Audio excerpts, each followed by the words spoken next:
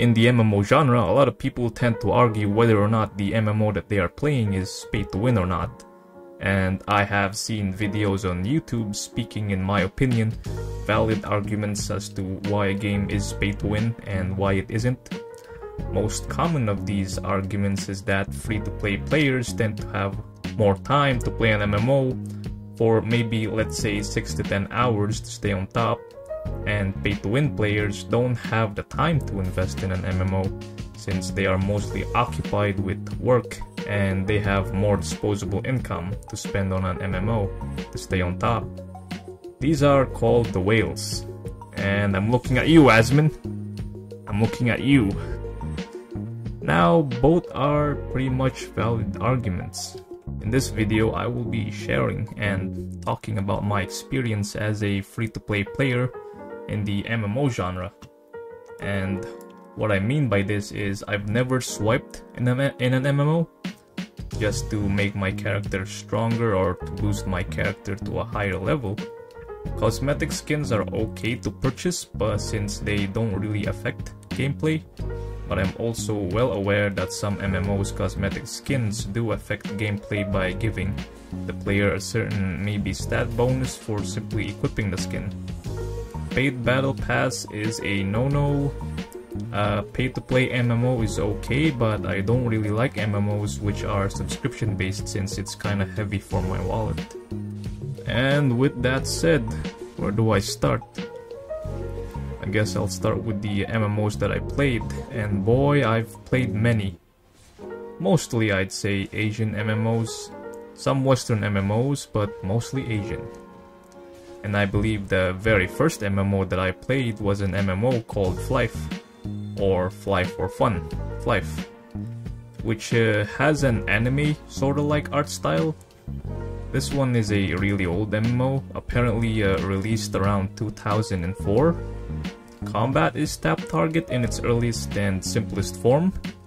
What made the game popular was the flying aspect that the game had, and was, I think, revolutionary at the time since it was the only game that offered flying mounts. But the game unfortunately declined due to lack of content and updates, and is only being kept alive by a niche player base even now. Well, at least it's still alive and kicking, but with that said, I will always look back at this game with nostalgia and joy as the very first MMO that I played.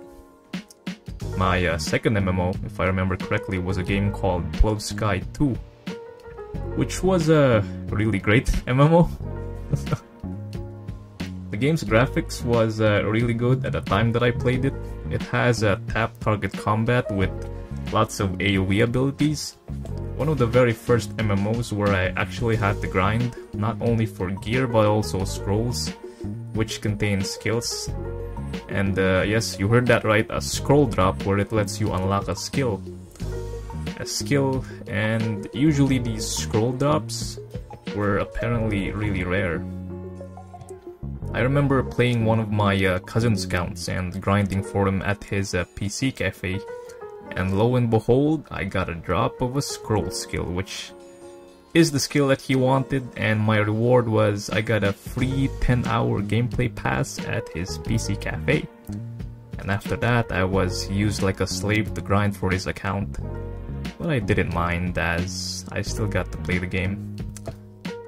The game, I remember, had 4 clans, which was the Dragon Clan, which is the Weeaboo Clan, Snake Clan, which is the Emo Edgy Clan, Tiger Clan, which is the Chad Clan, and Sky Clan, which is the Rice Farmer Clan. I, of course, chose the Giga Chad Tiger Clan, and these were basically different factions in the game since it had PvP content, and these PvP content me and my mates would usually attend. And the game had a skill in each clan where you can paralyze a player, but it took a while to fully apply and cast, and it had a chance to paralyze or not. Anyway, if you got paralyzed, you died, and if you were casting the paralyzed skill, you could still die if the player you were casting it on started swinging their blades at you. PvP combat is very hectic since AoE abilities did little damage, so those rare scroll skill drops were perfect for PvP. Dragon's Nest, a third-person action MMORPG which I played maybe up until level 35 to 50, which was the very first action-based MMO that I played. I like the dungeons specifically when I keep the hit counter going for as long as I can. Of course, I played the warrior and transitioning to the swordsman.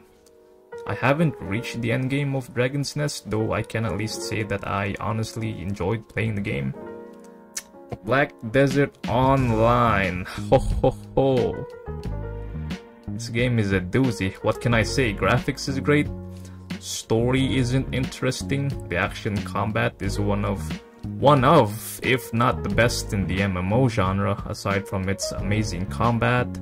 It has a great life skill system. The enhancing system is very rewarding as it is punishing. Now with that said, I do have some complaints about the game. Combat, as I said, is great and amazing, but for most new players it is one of those MMOs which is very hard to pick up or learn, as the skills are all tied to different combinations of key bindings which the player has to memorize and develop muscle memory for. Graphics, while being great, stifles and affects the fluidity of combat. What I mean by this is, while playing the game, is that I prefer performance over graphics. I want a stable, well-maintained frame rate, especially when grinding. The life skill system is very comparable to a mobile game, limiting your enjoyment with limited energy. Worst of all is the enhancing or upgrading system. It's just terrible. I know it's a Korean MMO, but it's just one of those systems which a lot of players quit over. I mean, why do I have to lose an accessory when it fails? Losing weapon and armor durability is fine, but losing any gear is terrible. It's a never-ending grind, and it's terrible. Anyhow, I have 1,136 hours clocked in the game, and I stopped playing the game around 2021.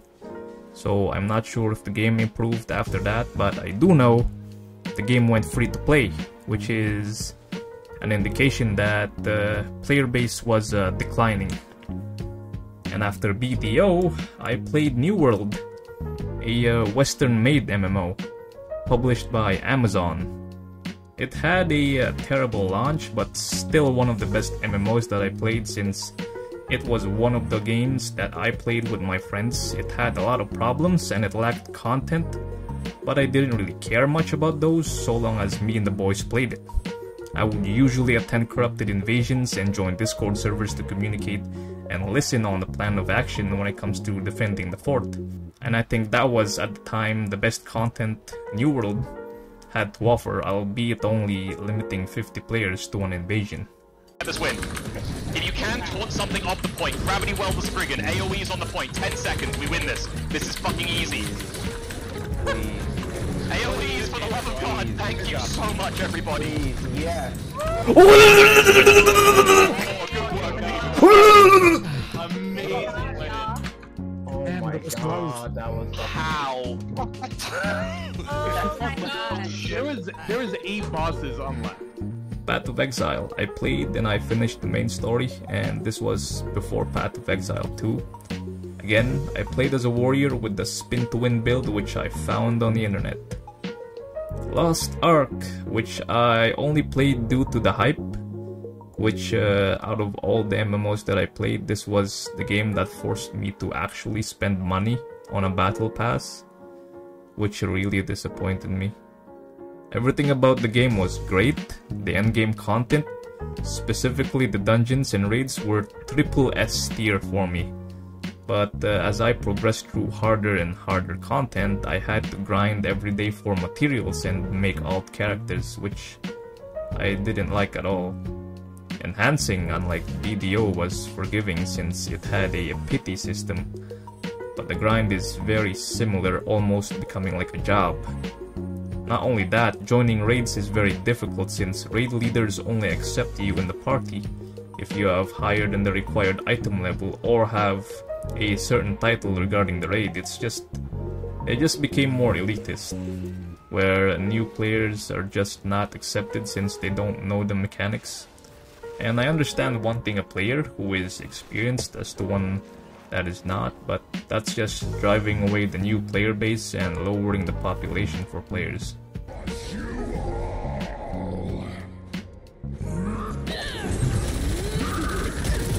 Oh! Oh! Oh! Let me go! Let me go! Counter this guy, guys! Counter him! Oh!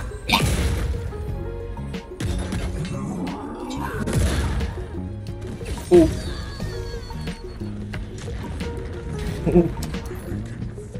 What the hell?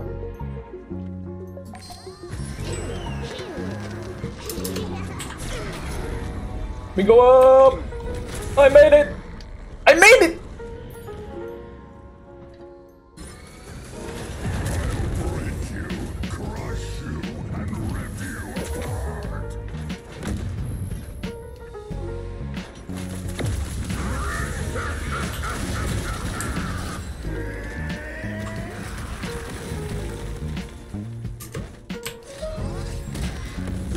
What?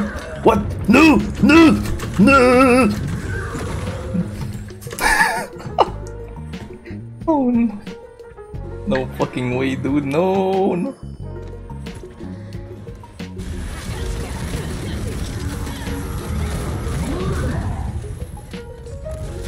What? What? That was inside!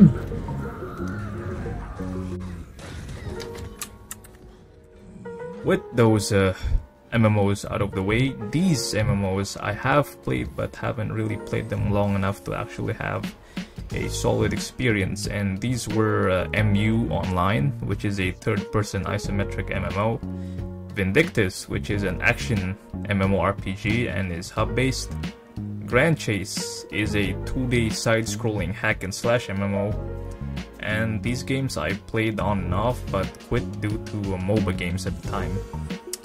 And right now I'm currently playing Guild Wars 2 and I'm enjoying it so far. Now, I went and played these MMOs with really no expectations, aside from the enjoyment of it, because MMOs are just a perfect genre for fantasy, adventure, co-op, and overall enjoyment of one's own imagination. Perfectly envisioned by these games as an escape, one could say.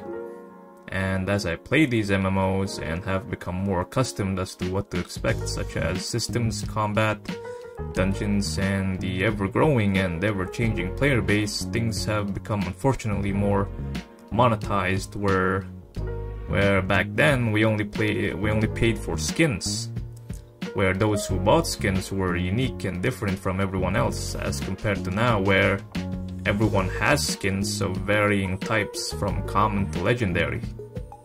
Whenever a new MMO comes out, players nowadays tend to play it non-stop just because of fear of missing out or FOMO. In some MMOs, they have gambling mechanics, which is just unhealthy and addictive. Are things really better now, or was it better back then? Most players are just relying on nostalgia nowadays, unfortunately. I have been jumping from one MMO to another, and what made me stay and play an MMO longer was the new experience that some of these MMOs offered. And as I jumped from one ship to another, I also learned what to expect from some of these MMOs, such as commonly implemented systems, mechanics, and different types of combat, from their simplest forms to their more well-developed and well-refined systems. These things are pretty much common nowadays, and it's rare to see an MMO offer new things and new experiences. And these new experiences are the things that made me play an MMO for far longer. Take, for example, Black Desert Online's combat, which was very new to me at the time, and it took me hundreds of hours to fully memorize my character's skills and train my hands' muscle memory. I had to do all of that just because the action combat was so damn good that mastering my character's abilities and combos was the reward. Lost Ark as well showed me the importance of teamwork. Prior to playing Lost Ark, I wouldn't call myself a team player, but this game made me into one, all thanks to the endgame raid mechanics, which was new to me since I played most MMOs solo. You could say that I got bored of an MMO and jumped to another one, but really for me I experienced everything that MMO had to offer and simply moved to another one to simply experience a different take as to what an MMO could be. Playing an MMO for 6 to 10 hours a day just to stay on top is okay if you have a lot of free time. Paying with real life money just to get an item in an MMO is okay for me, which may be pay to win, but I personally don't do it. As a free-to-play player, I don't play an MMO 6 to 10 hours a day since now I do have a job and I have responsibilities, and I only play on my free time. And yes, while having a job, I only spend my money on things that matter, such as bills, food, and other such necessities. MMOs can be compared to life. The younger you are, the more you enjoy things. The older you are, you enjoy newer experiences. And I think that's how MMOs should give us more. Give us more different new experiences to enjoy. Anyhow, folks, that's just my experience when it comes to MMOs. This essay is too long, so I'm just gonna end it here, folks. I hope you all enjoyed me sharing my story, and I'll see you in the next video. Ciao!